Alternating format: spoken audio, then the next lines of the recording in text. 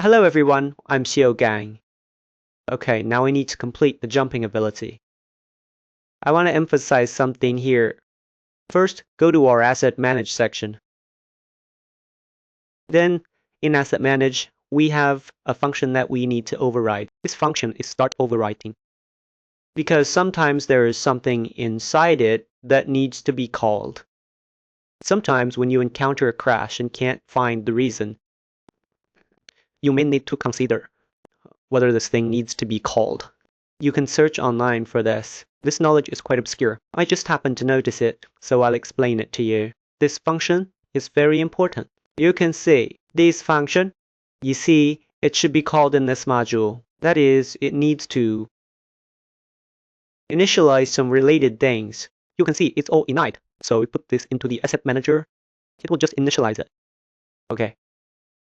This is the place. This position is very important. You need to take a look, whether this thing needs to be called. Sometimes, if an unexplained crash occurs, you may need to check whether this thing has been called. Are there any custom ones you fix things that need to be customized? Let me tell you now, so you have an impression, so that if problems arise later, it's easier to check. Okay, now let's go to our game mobility. We are going to write the jump ability. This ability is quite special. We will write it in C++. This makes it easier. Easier for us to demonstrate the first ability. Then we give it a suffix called jump. Then we give a CPP. Then most of the code in this project, not most, there should be a portion of the code that should have referenced this Lyra. Then a portion referenced my previous MMORPG tutorial and also referenced an official action RPG. So this is nothing. Actually, it has gone through several projects. So everyone, if you see a segment from Lyra, there is nothing strange about it. This is very normal. Then here, let's first include the header file. Apply for reflection. Then make these few things. Forward declaration should probably be used. Then we let our ability let it inherit this XRPG game ability, and this part is mainly used for character jumping. Look at my comments here. I can't be bothered to change them. Just won't change them. How about this? And there's a constructor here. We'll do it here. We'll create the constructor here. Let's adjust the parent class. In the constructor, we mainly modify it. Let's emphasize it again, because sometimes we might modify the parent class. We just need to emphasize it here. Then we mainly need to override two methods. These two methods are, the first one determines whether the ability can be activated. How to determine it is also relatively simple. You must currently be standing on the ground. Only then can you activate it. So, how to do it? First, you must have this actor info. We need to have this actor info process in place before we can make a judgment. Then, after you obtain the actor info, we obtain our avatar. We obtain it and finally include the header file. Including the header file should be fine. After obtaining this avatar, then if this avatar, we directly call this avatar to check if it can jump. This check jump is within the character. Within the character, it will make a judgment. It actually makes a series of judgments. As for the specific judgment, it's nothing more than those. We won't go into that. Maybe just check whether it's stepping on the ground or something, because we need to do some detection. Then we need to execute whether this ability inside can be activated, and that's it. If all these checks pass, we consider this ability to be activatable. Just return true. Then when it is under ability, we will directly process it. Here we add two brief methods. These two methods are for when we jumped, and when we want to stop jumping, we need to call these two methods. When our this ability ends, we must remember to call it, because it's impossible that you forgot to call it. So we need to forcefully call it here. We also need to write blueprint accumulation. And then finally we end this ability when he jumps. How does it determine that he has jumped? Actually, we just need to get it from our character. We let it check if it is locally controlled, and at the same time it does not have this price jump. Then we can just let him jump.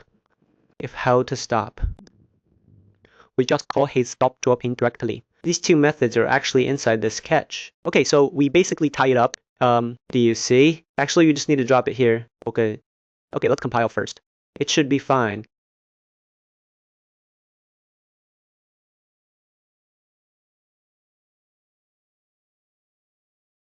Okay, let's start it now. If it doesn't detect it, actually we just refreshed the project.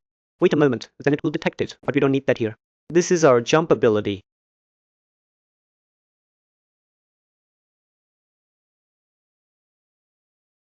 Okay, our line has officially started, but it seems our map hasn't been changed. Let's switch the map.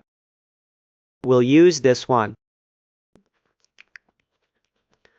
Our own map is more suitable. Then we come here. We set both the editor and the default map.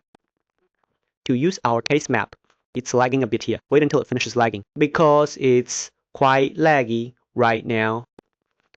We noticed our frame rate is quite low because we are using the Unreal Engine. It carries too much information, so it causes a high consumption per frame. Let's switch to this map, okay? Now we press our spacebar. It won't jump anymore. So how do we implement this jump function? First of all, we create a new folder here. Okay, we'll name it common here, specifically for writing our general abilities. These abilities are essentially independent skills not tied to this animation or to the model concept. Then we need to select our jump, this gap ability. It should be this one. You can see it also has, we don't care about it. We use the one we wrote ourselves. There shouldn't be any issues. Okay, let's open it. It might lag a bit in this area. Okay, so when we activate the ability, how do we go about doing it? Actually, we can just call character jump directly here. After calling it, we enable a spirit set here. Of course, this set has some issues. We can ignore it for now, because after testing, I found that it is here.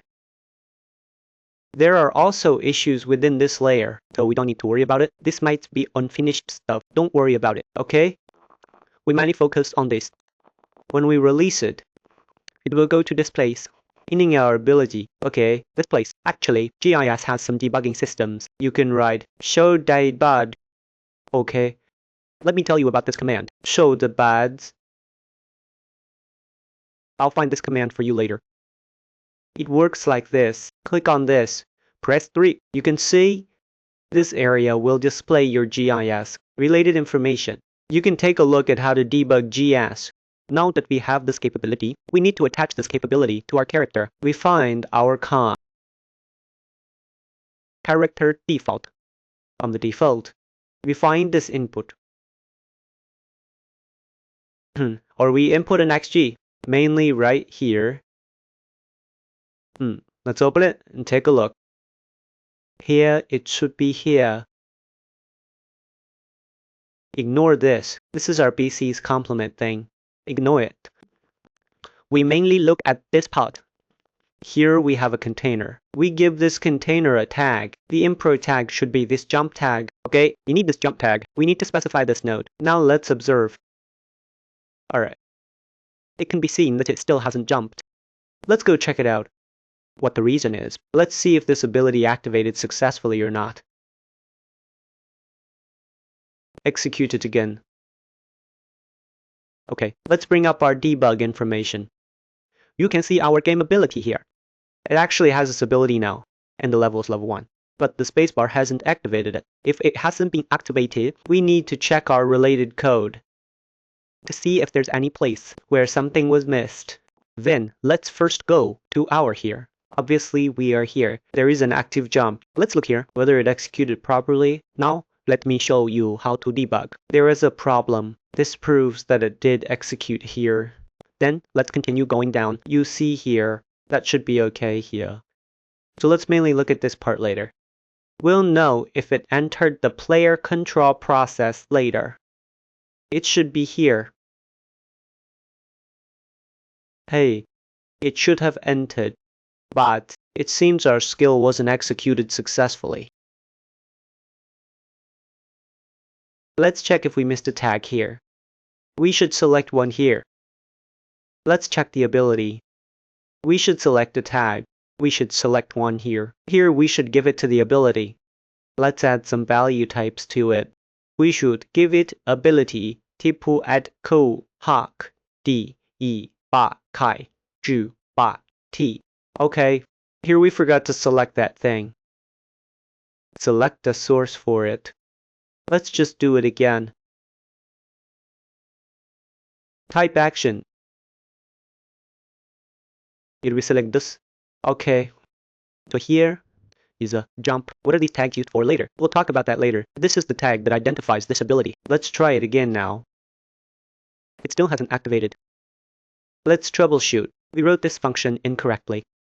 This function was written incorrectly. It should be precise. We wrote it as precise, and that's why it didn't correctly call this. So this was a mistake. I mean, I just set a breakpoint and found that it didn't enter here. So that proves this part wasn't called. It wasn't called. So it wasn't handled at the POSI's location. That's why this problem occurred. Okay. We have successfully opened it here. You can see it can now jump normally. Now pay attention. Let's set a breakpoint here. You will notice this thing, or this thing to be activated. What do you need to do to activate it? You can see when we release it, it can be correctly activated. I'll leave it alone. It happens twice. Because both the client and the server have it, then it is correct. This is due to the breakpoint. Ignore it. Here, think about it. This thing needs to be activated correctly. We mainly wrote this code here. Only then can it be correct, causing it to be activated correctly. So we rewrote this. We will come here to do such a wait button thing. If you don't write these 2 lines of code, then you have no way to listen to this thing to be activated. Go and correctly enter ability. Then this places when we activate the ability, our player character will jump, and then here it will enable this kind of jumping state, because there might also be a crouching state in Viva. When switching between several states, it will perform a manual switch, but in this project, this function is actually meaningless. So the most important thing is this wait input relax. Only after you release the spacebar will it then enter ability. That's roughly what it means. Now we put it over there for it to go. Then we will walk through the process again with it. First, how are the abilities registered? It is all our character. On our character, we open this because we might need to write logic later. In this place, we will have a dedicated mapping table for abilities and tags. Here, let's take a look. This should be inside class D4. Yeah. We will have a specific tag like this. To activate this table, when we press a key, we will enter through the character here. This concept must be very clear, otherwise you will be confused later. It is through binding. When binding here, it will bind these 2 actual keys. These 2 actual keys will respectively record in our ASC that these 2 tags have been pressed. Then, after the ASC finishes recording, it will store them in a container here. And at the same time, our controller will continuously call this function. Go to the container to retrieve it. That is, which tags have been activated. After activation, get this tag. Find the corresponding registered ability in the ASC. Then activate it. After activating it like this, it will go into the activity in our GameplayAbility system. Of course, before the activity, it will need to do some simple judgments like these situations. Okay, so that's roughly it. This is how it actually achieves this effect. We wrote this in C++ because in fact, within its character layer, it has already been written for you. This thing for the key binding. You can see it is all here. Okay, now let's set a breakpoint and go through them one by one. Of course, our ability registration is actually at this location. Within the character base in this begin play, we register it in begin play. Let's set breakpoints one by one and take a look. Okay, here, we will of course have 2 breakpoints. This is perfectly normal because we are launching it in this client-side manner. Okay, after entering, obviously, this is the server because it has entered. Then we get here. We need to register this ability and its tag. Then we handle the tag of this ability.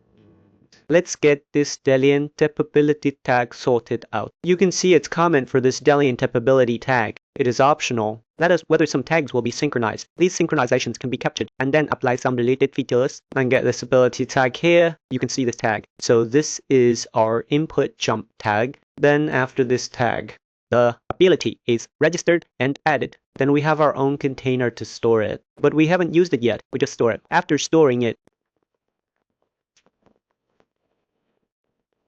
we need to unregister all ability. But actually, if you don't unregister them now, it should be fine. Then here, we continue. Actually, at this point, the ability has already been registered. This is clearly the client side. Because the client does not need to register abilities, it needs to wait for the server to synchronize the abilities over. Then, when we press a button, let's take a look. We go into our character. We bind it to this. We bind this button. We bind both of these. Then, when we press it, it activates. After activation, it goes into our ASA. We continue going down. Okay, after entering, it adds to our container here. And this thing we need to handle.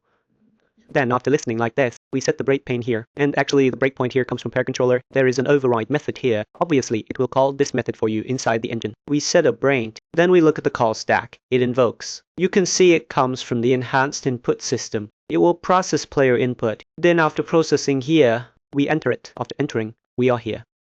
Then it will process the corresponding ability. Then during processing, we're definitely not in the active state right now. So we need to activate this part. Then we don't need to worry about this part. We activate this part.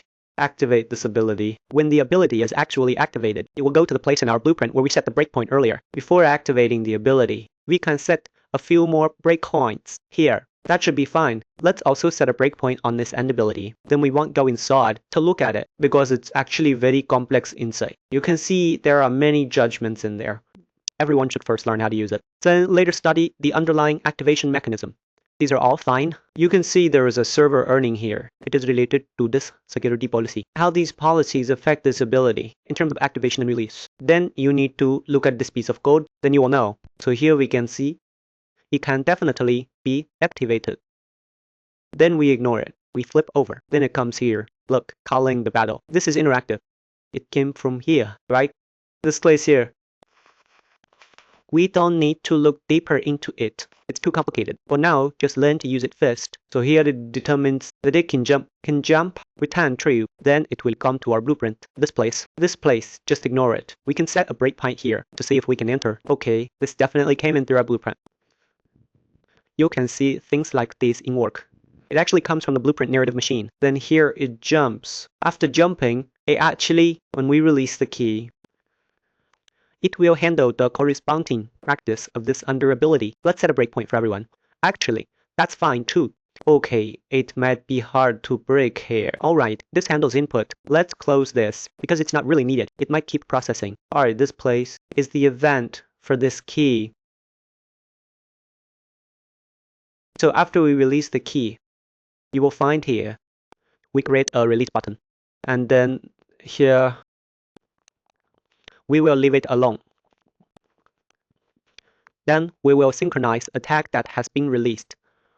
After synchronizing the tag being released, it will activate this under ability.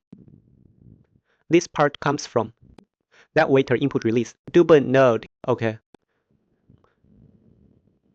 So it actually stops the jump. Then we will turn off the viewpointer for everyone and explain to everyone how it just worked. That's right. After the activity, then you can activity here. This one, after this function, it will activity, and then here it will go through. We call the method on our character to make it jump. And at the same time, this can be ignored. This is not used. And then here, I will wait for us to release because this is an asynchronous event. Right here, when it is actually released, after we release the spacebar, it will execute this end ability. And this end ability is the end ability at the C++ level. Okay, we have now covered our first jump ability. This jump is quite complex because this jump is the one written by Lyra, but as our first basic ability, it involves a lot of knowledge. Everyone just needs to implement this piece of code and get it working. As for the details, you can review them on your own later. We will stop here for this lesson.